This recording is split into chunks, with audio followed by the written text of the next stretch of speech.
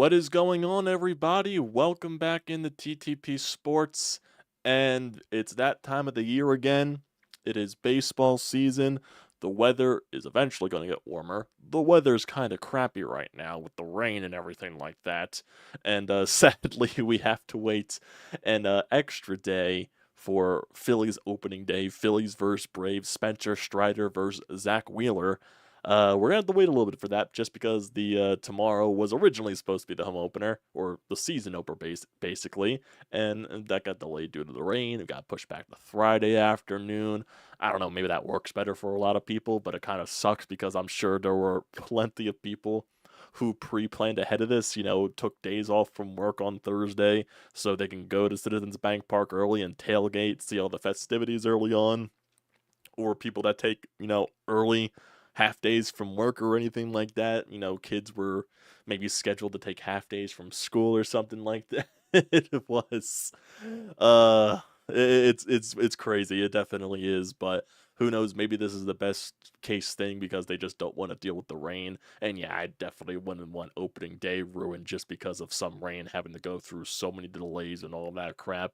I would like to enjoy my experience of Phillies opening day, the opening day of Major League Baseball. I would definitely like to experience that, not with the rain. I thank you very much.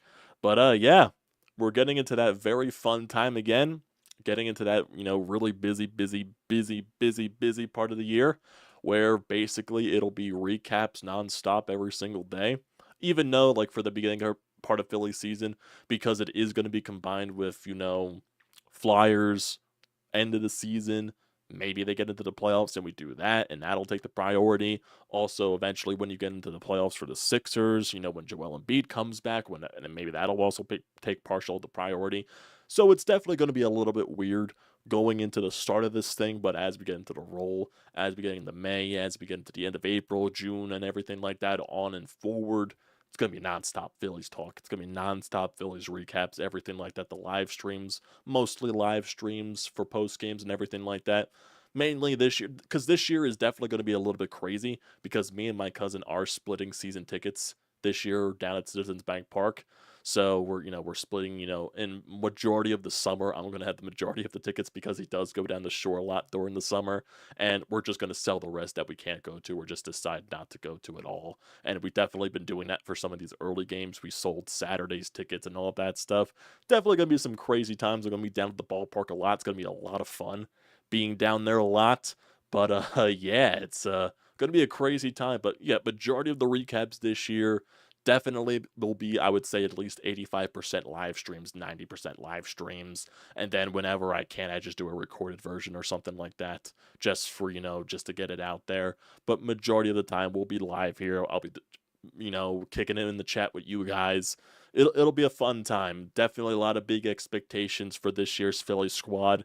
Can't be more excited for anything. This team definitely has a lot of World Series aspirations, and I can't be any more excited for that. Seeing, Bryce Harper back on the field, Kyle Schwarber, Bryson, Stott, Trey Turner, Aaron Nola on his fresh extension, Zack Wheeler getting a fresh extension as well, seeing Ranger Suarez back on the mound, bullpen that's ranked number one in baseball preseason before the season even starts. So that's definitely going to be very interesting.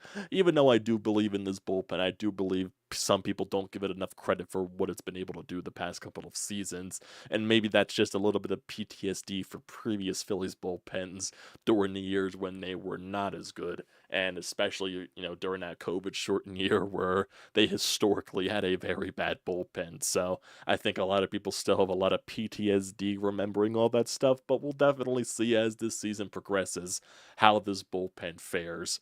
But yeah, just a lot of stuff. How does, Alec Bohm continue to progress? Does he hit more than 20 home runs this year? He got the 20 last year. Does he find a way to get plus 20, 25 plus, excuse me, there? Kyle Schwarber, does he continue his 40 plus home run terror on the league, being in the leadoff spot? Trey Turner, started the season last year very, very, underwhelming, was not good. Defensively was not good. Then the standing ovation happened. Then we got into the true Trey Turner experience, and it was very fun the rest of the way. I think we're going to get a more consistent Trey Turner this year. I think he's way more comfortable being in Philadelphia. He's way more comfortable in this clubhouse, way more comfortable with the coaching staff. I think his defense is going to get better. And I think with the bat and at the plate, especially early on, we're going to be seeing a lot more of a consistent Trey Turner. And that'll be very fun to watch. Bryce Harper is going to be Bryce Harper. He finally had a full, off season, not having to worry about any, Tommy John surgeries or anything like that. Even though there is a little bit of a scare with the back stiffness, towards the later half of spring training. But I'm going to, it's going to linger in the back of my mind. But right now, I'm not overly concerned about it because Bryce Harper has dealt with back issues for so many years in a row. And it's normally only been like a 1-2 day thing where he needs a day off from the back issues. And then he comes back out and he's still an MVP for him. So that'll probably be more of an issue as he gets into the later stages of his career, but he's still in the midst of his prime. His body is unworldly, basically, with the way that he heals. This dude came back from Tommy John surgery in an insane rate and was still flat out fucking fantastic. So Bryce Harper definitely is the least of my concerns. How does Bryson Stott take an extra jump in his career progress? Nick Castellanos, can he continue to build off of his, definitely improved last season because his first season in Philadelphia was very underwhelming. So hopefully Nick Castellanos just can continue to be the steady force that he has been. Hopefully not as much swinging at pitches on the outside part of the strike zone where you can't even hit it with a 50-foot pole. But that's also part of the Nick Castellanos experience. So I wouldn't doubt that's also the case there with Mr. Castellanos. And, JT Realmuto, getting up there in age. I believe he's in his, early to mid 30s. I believe he's 32, 33 years old. Changed up his batting stance a little bit, even though it's not like a drastic difference, but he does believe that he can get to the ball quicker. He doesn't have to really utilize his leg kick as much. So maybe there's a little bit of changes in JT Realmuto to where his home and road splits aren't as drastic as they were last season. And still, especially as you get older in this league, how is his body going to be able to handle the mileage of being behind the plate so many games at the catcher position? So that's definitely going to be a crazy thing there to see how JT progresses in that field and how his body handles that. But still, this team, and also Brandon Marsh, how does Brandon Marsh keep progressing? And yes, the center field discussion is definitely going to be a very heavy discussion going into this year because it does look like Johan Rojas won the job out of spring training, even though he really didn't deserve it because his spring training numbers really weren't that good. Batted below 200. The offensive game really wasn't consistent. And is it just going to be a mix of him, Pache, and Whit Merrifield basically the entire season until they figure something out? It's definitely going to be a cause for concern there, even though I do enjoy the addition of Whit Merrifield because he could basically play all around the field.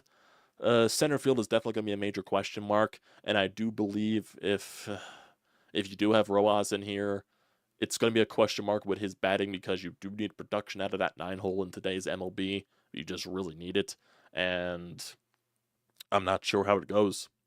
We're just going to see how the season progresses. I'm sure if there isn't something right there, I'm sure Dave Dombrowski will address that, whether that's, through a trade or something at the trade deadline or anything like that. I'm sure, Dave Dombrowski will be aggressive there. It does kind of suck seeing, Jordan Montgomery go to the Arizona Diamondbacks. 1 year, I believe, $25 million. He has another option in there for an exterior $25 million a year. So it definitely sucks seeing him go to the team that, embarrassed you basically in the NLCS when you were up 2-0, a series that you should have won because you were better than that Arizona Diamondbacks team. You basically just fell flat on your face and you should have won, and that was a series that you lost. It wasn't a series that the Diamondbacks won. You lost. They did not win it. You lost it. There is a clear difference there because I fully believe the Philadelphia Phillies were a 20 billion times better team than the Diamondbacks were. They fell flat on their face, gripped the bats too tight, offense went dead, and that sums it up. And they've definitely been saying a lot of that stuff basically through the course of spring training. They knew they failed last year. They knew they didn't get as far as their goal was. They're going to try, basically to get back to that summit and get the job done in the NLCS to get back to the World Series and get that damn commissioner trophy because we all know how much John Middleton and everything wants that commissioner's trophy is back in the city of Philadelphia.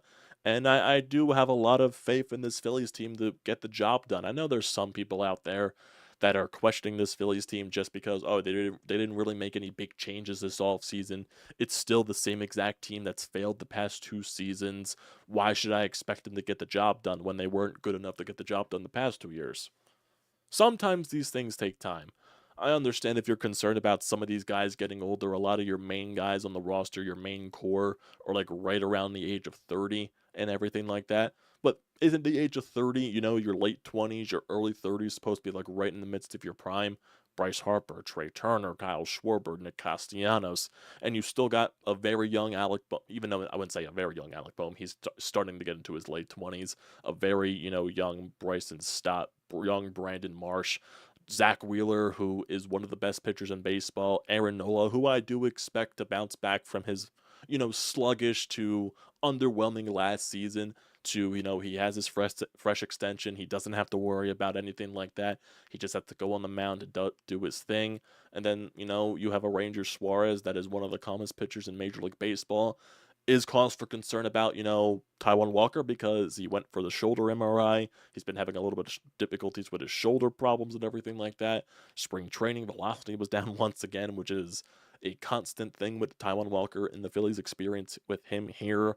And we don't know, if he's going to start the season on time, which he most likely won't, which means that Spencer Turnbull is probably going to get into the rotation. So right now your rotation is looking like Zack Wheeler, Aaron Nola, Ranger Suarez, Christopher Sanchez, Spencer Turnbull for the foreseeable future as the days progress, and definitely a cause for concern there. Kind of would have liked to see them address the starting rotation a little bit, but then there's also the implications of, yes, if you went out and got a Jordan Montgomery, would I have paid him $25 million? I'm very iffy about that, but I would have preferred Jordan Montgomery and maybe try to get rid of a Taijuan Walker. That was just a me thing. I'm sure it would have been a little bit more difficult just because of the contract that Taijuan Walker has. I'm not sure what team would take it, but there are team implications about not going over the third luxury tax because there's a lot of team implications there. The first two luxury taxes are just straight out of the owner's pocket. John Middleton has no issue going over that. But, the third luxury tax has a lot of team implications and the way that you can build your team for future implications there. Excuse me there. Now that we're back in the live streams consistently, it's back to the goddamn sneezing on streams. Holy fucking shit. But, back to the third luxury tax, it implicates, your draft position. I believe if you go over the third luxury tax, you lose 10 positions from your original draft pick in the first round, or it does it to the first round pick, or it does it for every draft pick that you have. I'm not entirely sure of that case, but you do move down in your draft selection. Especially with, your international pool money, you're allowed to spend less of it. And there's just a lot of other team implication things, team building wise, that the third luxury tax does affect instead of just coming out of the owner's pocket. So I understand not going gung ho and opening all the checkbooks for a Jordan Montgomery. But then also the argument comes in, well, you're trying to win a World Series this year. Why not just build the best team possible? Go out and get a Jordan Montgomery or a Blake Snell. Yeah, I see that argument entirely. I 100% see that argument entirely, which I'm not really going to argue both sides. I would have loved a Jordan Montgomery, but I also do understand why they don't go after a Jordan Montgomery. I wouldn't be shocked if the Phillies this year are very aggressive at the trade deadline. I would not be shocked if Dave Dombrowski does that. I really would not be shocked if that's the case. Also, you never know, there could be a chance that, Mick Abel can make a presence this year in Major League Baseball. Had some pretty good outings in spring training this year. He's going to get some extra work down there in Clearwater before he attends the AAA team. So when he's, down there in Lehigh Valley and everything like that, who knows, maybe if he has some impressive starts down there early in Lehigh Valley, and if, Taijuan Walker's still dealing with injury issues with his shoulder, maybe, Mick Abel gets a chance. Maybe that could be a possibility. And if he impresses in Major League Baseball, he's with the team for the foreseeable future of the rest of the season. Definitely a lot of question marks there, 100%. But, we'll just see. We'll just see. The starting rotation, I would say, is one of the best in baseball, but there is a little bit of a weakness in there just because of the injury to Taijuan Walker. Even though Taijuan Walker's numbers aren't the best, that's still 170 innings that you do need to replace. He did eat a lot of innings for you last year. We can't, underestimate that. But yeah, that's definitely going to be an interesting way to start the season because I really don't want to see bullpen games or anything like that. I'm not sure how Spencer Turnbull is going to be, you know, translating because of the injury history that he does have. Didn't pitch that much last year after coming off the Tommy John surgery. We're going to have to wait and see and everything like that. But we'll wait. He did have some impressive, outings in spring training this year, so I'll have faith for the time being. But if something does turn around and get a little bit iffy, I will start to complain. But that's just basically because of the expectations that I do have for this team this year. And we can't, deny that. This team has very high expectations. Very, very, very, very, very high expectations. They set that. They set that. I have expectations of winning a World Series, getting back to the playoffs. That's an obvious. I would like to see this team try to win the division and maybe prove the Braves wrong that winning the division isn't the worst thing possible in the world because we went quiet and everything after 3, 4, 5 days of rest. It's hard to readjust to MLB pitching after that long break. Stop it. You're just looking for something to complain about because you lost to the Phillies the past couple of years. I would love to see the Phillies stick it to the Braves by beating them a couple of more times in the regular season, trying to win a division, and just, showing it to the Braves that they do face each other in the NLDS and beating the Braves once again to, just get it to the Braves' heads like, oh my fucking God, we just can't beat this team. For some reason, I have no idea why. Every time we see that stupid Phillies logo, every time we walk into that loud, annoying, just constant in your face Citizens Bank Park with the fans screaming down your neck, we can't find a way to beat them. Can't find a way to beat them. I would like to get into their heads that way. I would like to try and get to a division victory for once. Yes, division victories in this day and age of baseball probably isn't the most important thing in the world. It kind of does feel like more now that you just get in and see what happens with a lot of baseball with the way the playoffs are set up now. It does have that, type of feeling, but I would like to see a division championship as well, along with, obviously a World Series. I would like to see that from my baseball team. And they do, have aspirations of winning the division. They're just not like, oh, well, we're fine with getting into the wild card spot and everything like that. Like, this team wants to win the division. They do want to get off to a hot start this year and away from the slow starts as in years previous. And they do want to compete for that division crown, compete with the Braves, and go back and forth for that division the entire season until someone is crowned an NL East champion. And yeah, that's going to be a very fun thing because I do expect it to be a work, a workload. I do expect it to be, agonizing. I do expect it to be stressful. We'll see. We'll see. We all know how good the Braves are in the regular season. I wouldn't expect anything less of them, with that, powerful lineup, their pitching staff and everything like that. We'll see. We're gonna see how it is, this first weekend of opening, opening weekend here. Phillies Braves. I know what better matchup could you possibly have to start off the Major League Baseball season? That's just flat out amazing there for this, rivalry to get, front and center on that entire aspect. We'll see. We'll see. I would love to see Zack Wheeler go out there and dominate, and the Phillies just to pound Spencer Strider. Just shut all the people up that were talking about his amazing spring because his spring training was amazing. He barely allowed any runs. His ERA was below 1. Had all the strikeouts in the world. I would love the Phillies just in the first inning leadoff bomb from Schwarber back to back with Trey Turner. Bryce gets on. Nick gets on. The Phillies driving all these runs. It'll be fun. It'll be fun. I do see some of you guys popping up here in the chat, so I appreciate you. I appreciate you. Hopefully, as the season progresses, we get more people in the chat, more people viewing the streams. Definitely, I appreciate every single one of you. I do have a poll now because some reason YouTube allowed me to do that. It didn't allow me to do that in the past. So I did put in a poll in terms of the playoff positioning for the Phillies. I basically asked, will the Phillies win the NL East this year, or will they stay in the wild card position? So got 7 votes so far, and it looks like the division is leading by 57%, and the wild card right now is at 43%.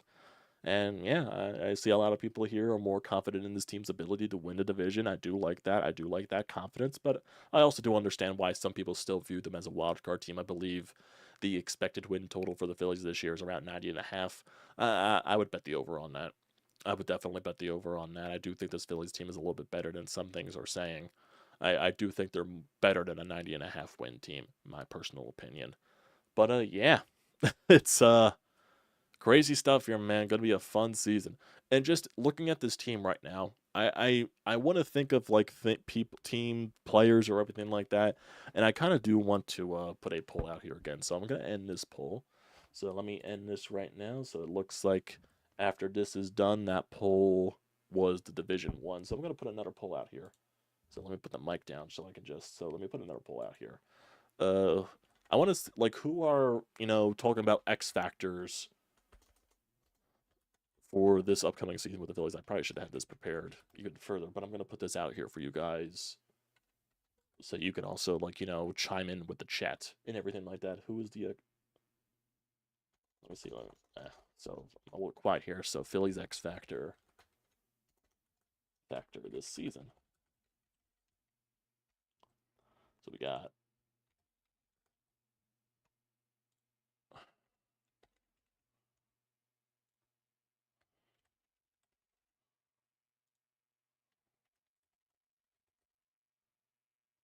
Okay, I can only add 4 options apparently, but I guess these 4 are understandable. You can also like chime in into the comment section as well, or in the live feed as well. If there's also another player that you want to bring up. So I'm putting this in the chat right now. So who is your Phillies X factor for this season? I put the main 4 there just because it only allowed me to put the main 4 there. So I had Bryce Harper, Trey Turner, Schwarber, Castellanos. Definitely a lot more people.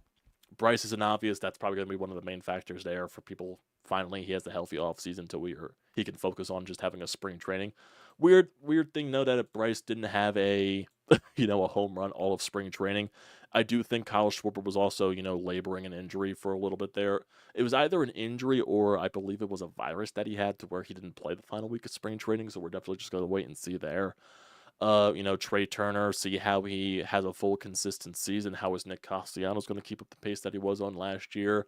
Also, many other players that you can also put there, Bryson Stott, Brandon Marsh, Alec Bohm, even some of the pitchers, Zack Wheeler, Aaron Nola, Ranger Suarez, maybe some guys in the bullpen like Sir Anthony Dominguez and Jose Alvarado or Matt Strom. There definitely could be a lot of options there. I would say my main X factors for this Phillies squad besides like I said, Bryce, Trey, and Schwarber, the obvious ones there. I think Nick Castellanos is one of the true X factors for this year's Phillies squad, just because of the fact that uh, I feel like when this offense goes, when he goes, this offense really goes. When he's hitting doubles into the gap, when he's crushing the long ball, when he's driving runs in, when he has that swagger, when he has that cocky attitude, when he has the buttons undone on his jersey, the jewelry hanging out, the necklace hanging out, the way that he interacts with his son, basically on the first row there next to the dugout. I think there's a lot of cockiness in there and a lot of built up emotion when Nick Castellanos is especially on a hot streak, which I really think is important to this team. And, some other offensive guys, I think Bryson Stott this year, I would love to see him take another major jump in his development in his offensive production. Mate took big strides last year, especially with his ability to hit the fastball. He's a beast in 2-strike counts, getting all the hits in the world in 2-strike counts. I want to see him be even more of a terror to pitchers, constantly driving that pitch count up, just being a pest at the plate, finding ways to, get that average up still, try to find a way to end the season with a 300 average. I would love to see that from Bryson Stott. Pitching wise, I think Aaron Nola. I think Aaron Nola is probably the biggest X factor in this rotation because we know what Zack Wheeler is going to be. I feel like we know what Ranger Suarez is going to be. I think Aaron Nola is a huge X factor because if he is pitching to what he is capable of when he's being nominated for Cy Young Awards, I think that takes this Phillies rotation to a completely different level. We saw the way that he was pitching in the postseason last year, and he was absolutely electric. I think he's one of the most important things to this rotation. And even going to the bullpen, I think Sir Anthony is very important for this bullpen. I think if you're talking about specifically X factors for this bullpen, Sir Anthony Dominguez is a huge one. had a disappointing season last year, was very up and down.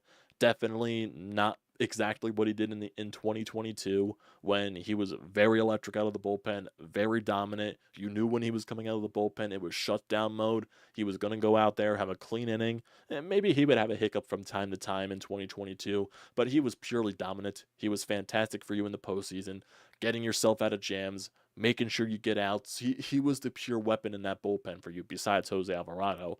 And I think if you have that 1-2 punch of Seranthony and Jose, I think that is what helps you, makes you one of the best bullpens in baseball, because we know how electric Jose Alvarado can be.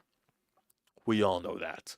If you add that with a Seranthony Dominguez that bounces back from last year, that gives you good stuff, he locates his pitch as well, he blows you away with his velocity and everything like that, gets his strikeout numbers back up, you have a really nice 1-2 punch in the back of that bullpen. It's obvious. It 100% is obvious there in that aspect. I need Seranthony Dominguez to bounce back mightily. And maybe some other X factors that we don't think about. It's tough. It definitely is tough. I'm trying to think of other bats that you could think of besides like the obvious. You know, what does Brandon Marsh provide? Because I would like to see him get more at bats against left-handed pitching this year, because I'm not sure what Rob Thompson's going to be doing with center field and everything like that, with Rojas, with Pache, Merrifield, and all that stuff. I would like to see Brandon Marsh, especially Bryson Stott as well, get more at bats against left-handed pitching. I think they deserve it. Bryson Stott statistically is a better hitter against lefties than he is righties. I think he deserves everything there to bat against lefties. And yeah, I think Brandon Marsh, young, has taken major strides since being traded over to the Phillies. I want to see how much more he can progress this year under Kevin Long and everything like that, being more of a mainstay in this lineup and everything. I want to see how much more he progresses. I definitely do. I really do. And also, even going back to Nick Castellanos, I think this is a very important season for him, just determining on his. This is just, me being, like thinking out loud and, thinking for the future of this team and everything like that revolved around Nick Castellanos.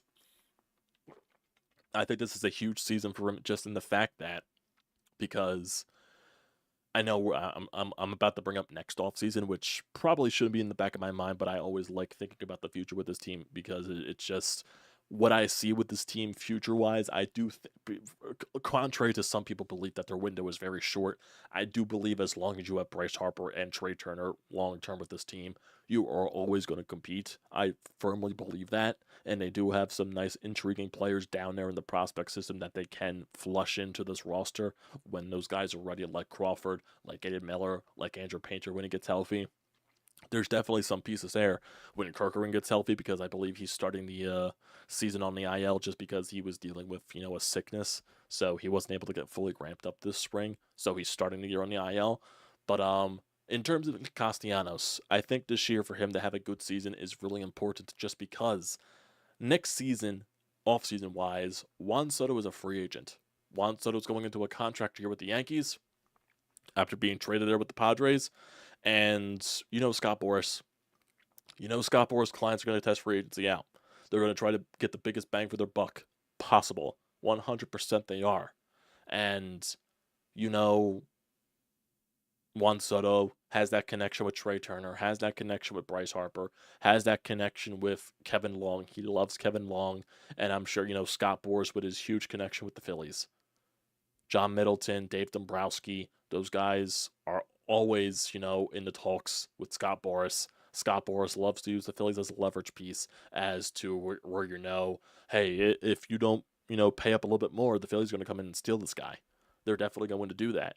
And I think it's very important for Nick Castellanos to have a really good season, just because for the fact, if Nick Castellanos doesn't have a good season, Phillies could probably find a way to trade him. They go and bring Juan Soto in. And if you bring Juan Soto into this lineup, oh boy. It's already one of the best lineups in baseball. Imagine adding Juan Soto to that in replacement of Nick Castellanos.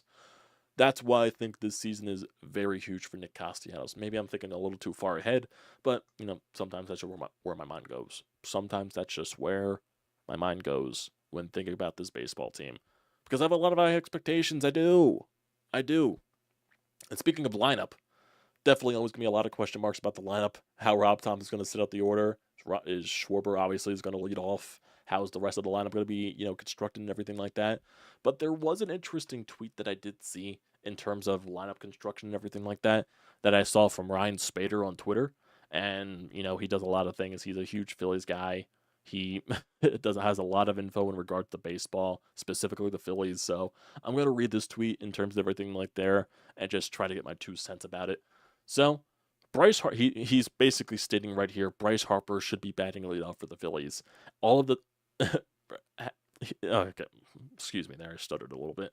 So reading this tweet word from word, Bryce Harper should lead off every single game for the Phillies. All of them. As should the top batsman of every single team. Take a 1 through 10 approach to the lineup rather than a 1 through 9. Harper lead off, Turner batting second, Stott third, Schwarber fourth, JT fifth, Bohm sixth, Castellanos seventh, Rojas, Merrifield 8th, Marsh Merrifield 9th, Harper 10th technically.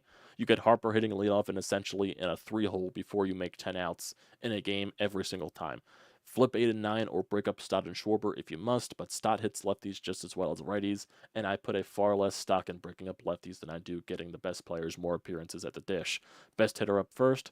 Focus on the back end of your lineup with the traditional style 1-2 hitters to set him up to come up as the 3-hole hitter like he is the second time up. Of note, on average, the leadoff spot will come to the plate 33.9 more times per season than the 3-hole spot, roughly 7.5 more games worth of plate appearances.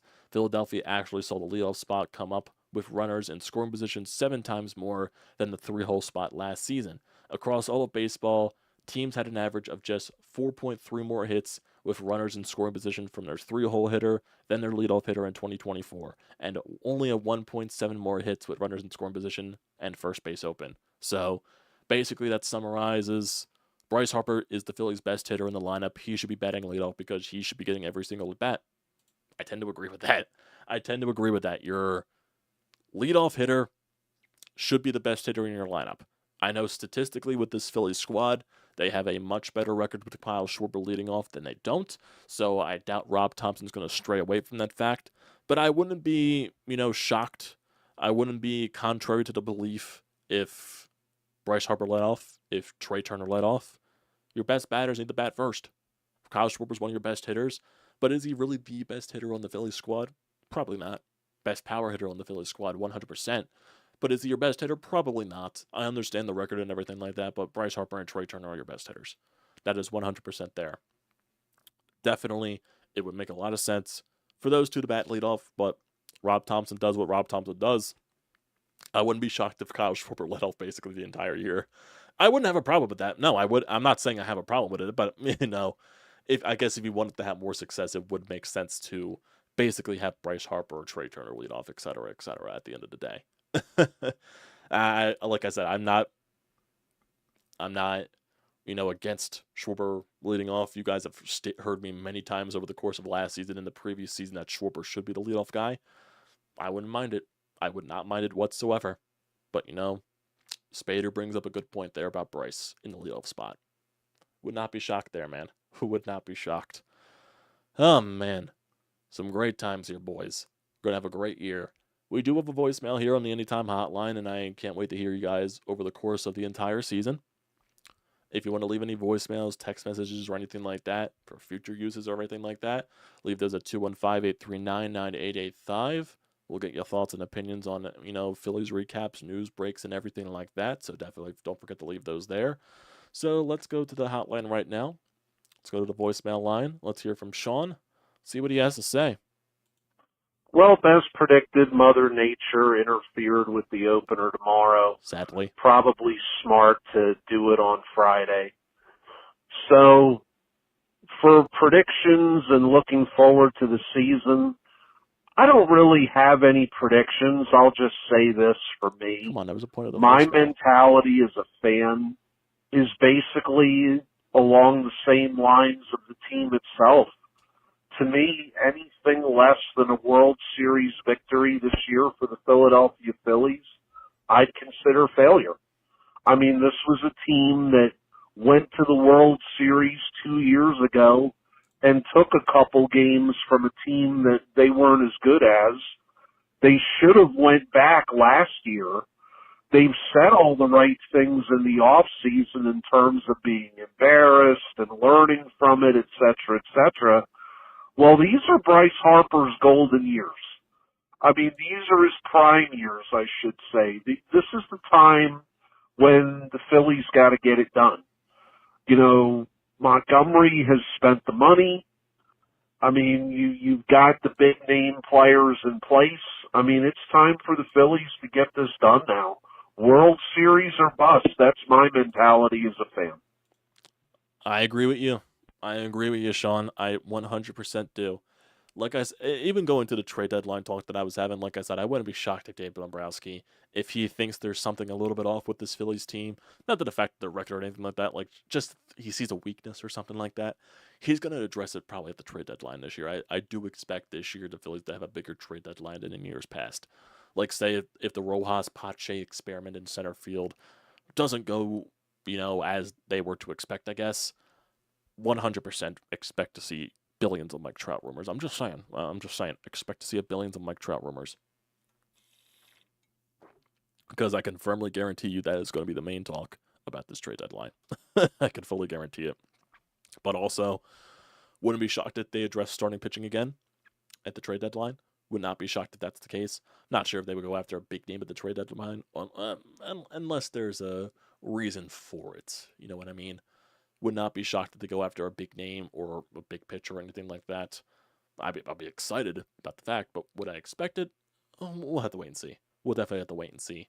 I would love for them to get a big name there, but I wouldn't be shocked if they don't. That they just get another middle of the arm rotation type of guy that you can slot maybe between Ranger Suarez or something like that, and a Taijuan Walker when he does come back. That'll be a little bit interesting, but we'll wait and see. We'll wait and see on that fact. Yeah. In terms of, I'll get to you guys in the chat too, so don't worry about that. We do have a couple of votes here. Both people that voted Bryce Harper. Obvious, main player of the team, best player of the team. Very obvious there. I'll definitely get to some of you guys here in the next few minutes. So, and we're also coming up a little bit on the long side of this stream. We're going to end it off a little bit too before I get to you guys as well. So, if we're looking at the games to start the season off, basically we'll look at the month of April. And because I do believe that the Phillies can get off to a hot start this year, it's also in part to their schedule in April, because their schedule is definitely more favorable in the early parts of the season. So, first series, obviously, against the Atlanta Braves. Got to find a way to make a statement early in the season, especially if you want to try to win a division. Definitely, winning a series against the Atlanta Braves in your own ballpark definitely would be a huge statement. Going to have your best pitchers, Zack Wheeler, Aaron Nola, Ranger Suarez, going up against, I believe it's Spencer Strider, Max Fried, and Chris Sale for the Braves. So that'll definitely be some interesting pitching matchups. So we'll wait and see there. Going into the rest of the month of April, you play the Cincinnati Reds after the Atlanta Braves from the 1st to the 3rd. Then you go on your first road trip against the Nationals for 3 games on a weekend, and against the Cardinals. And then you're back home for 3 straight series against the Pirates, the Rockies, and the White Sox. Then you were on the road again for 3 straight series, it looks like, to end off the month of April. 4-game series against the Reds, 3-game series against the Padres, and a 2-3-game series going into the month of May against the Los Angeles Angels before you come back home to start the month of May. We won't get into the rest of the schedule here. I'm basically just looking at the month of April in general. Yeah, this month of April, you have to be getting off to a good start here. You're playing the Cincinnati Reds. They're a young team still. They're trying to prove themselves early in the season and everything like that. Got to find a way to take advantage of that. You're 100% better than this Braves team. The Washington Nationals, I feel like they'll be slightly improved from last season. I still don't think they're a good team overall because I don't think their pitching is good. Their offense is definitely going to be chippy. Their offense is going to be annoying, but that is a series that you should win. The St. Louis Cardinals, I'm not sure what they're going to be this year. They really did not improve their pitching, in my honest opinion. Even though they did add Sonny Gray and all that stuff, I think just it's still not the best. It really just isn't. And, we'll wait and see. The Pittsburgh Pirates, they're definitely going to be a young, fun, exciting team in a 4-game series coming to Philadelphia. Kick them in the balls. Colorado Rockies to the Rockies. There's not more to say there. The Chicago White Sox, they're not a good team. Got to win that series. Got to sweep that series. Play the Reds again on the road. Got to win that series, or at least split the 4-game series. San Diego Padres got to win that series. I know they still got a bunch of talent, and we'll see how they are to start the year. But you got to win that series, and especially against the Los Angeles Angels, too. Got to win that series. You got to win some series to start the month. You definitely do. You got to get off to a very good start this season. In my honest opinion, you got to get off to a good start this year if you want to fight for the division. Gotta do it. Gotta do it.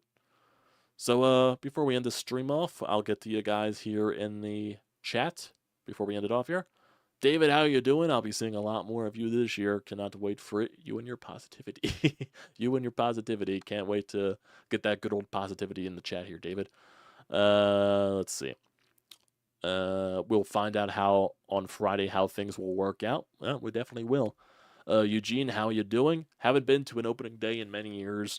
I also live near the Mariners, so I wouldn't get to see real baseball anyways. Well, the Mariners are expected to have the best rotation in baseball according to a lot of the metrics. So I think the Mariners, pitching-wise, they'll definitely surprise a lot of people this year. David, welcome from the West Coast, Eugene. Maybe you can visit the East Coast in April sometime and you can see real baseball in Philadelphia. Used to live back east, have to make it back sometime and catch a game stationed in Connecticut, Maryland many moons ago. Would Montgomery at 25 mil or so like a good... The Phillies definitely could have paid that. They definitely could have. Maybe they're saving their, cents for something else at the trade deadline. I could not tell you that, Eugene. I could not tell you that. Soto to Philly would be terrifying. It would also be like the Dodgers keep the Dodgers from adding to their Legion of Doom. I think Juan Soto, I think he'll stay on the East Coast because I know there's a lot of ties with him and the Mets, the Yankees, and all that stuff. I'm sure the Phillies are going to have a lot of stuff here, especially since he's a Boris client. There's going to be a lot of ties with him and the Phillies, no doubt. The Mets as well. I'm trying to think of other teams. I'm sure the Cubs will be after him because they're trying to build their team. The Dodgers are always going to be involved just because of the Dodgers. I'm trying to think of some American League teams as well. Does Boston go after them? I don't think their ownership is willing to spend that much money anymore. We'll see. But that's another discussion for another day. That was just more barroom type stuff with Juan Soto and everything like that in regards to, how I believe why Nick Castellanos it's an important year for him, in my honest opinion. It just is. So, yeah, we got the soundboard here at everyone, boys. We have that going for you. So all that crap, we got some, everything going for you here. All this stuff, good stuff that we'll have for live streams upcoming. And I did bring up, a while ago, that for this season, maybe when the Phillies go on a little bit of West Coast stints and all that stuff, especially with that Padres series early in the month of later in the month of April, maybe we can have some, live streams during the game since there's so much late at night and doing recaps late at night are terrible. I hate doing that. So maybe we'll have some streams, watch parties during the game. So definitely stay tuned for all of that stuff. But in terms of the Phillies this year, predictions, Phillies have 90-plus wins. I think they're going to battle for the division. I don't think it'll be that much of separation as it was last season. I expect them to win the division, but I do think at the end of the day, the Braves might just hold out a little bit more. So I expect the Phillies to be in that first or the second wild card spot. And then, World Series or bust, like Sean said. World Series or bust. That's what this team needs to do. Got to win a World Series this year. World Series this year. In the next few seasons, you got to do it. Got to do it. Got to get Bryce Harper that trophy. I firmly 100% believe this team can win a World Series. That is my statement. That's where we're, leaving it off here. So I appreciate you guys joining. As always, don't forget to leave a comment in the comment section down below. Don't forget to drop a like. Don't forget to hit that subscribe button. It does me a great deal of service, boys. Use the code TTPSPORTS, $20 off your first purchase at SEATGEEK. Great deal. Do not pass it up. Especially now that Philly season is starting. Get yourself down to the ballpark, boys. Get some fun stuff there. I'll definitely be down at the ballpark a lot this year. So definitely get your tickets while you can. It's a very hot commodity in the city of Philadelphia. I appreciate you boys for joining as always. Can't wait for more of these live streams as baseball season starts. So as for now, I'll see you guys next time.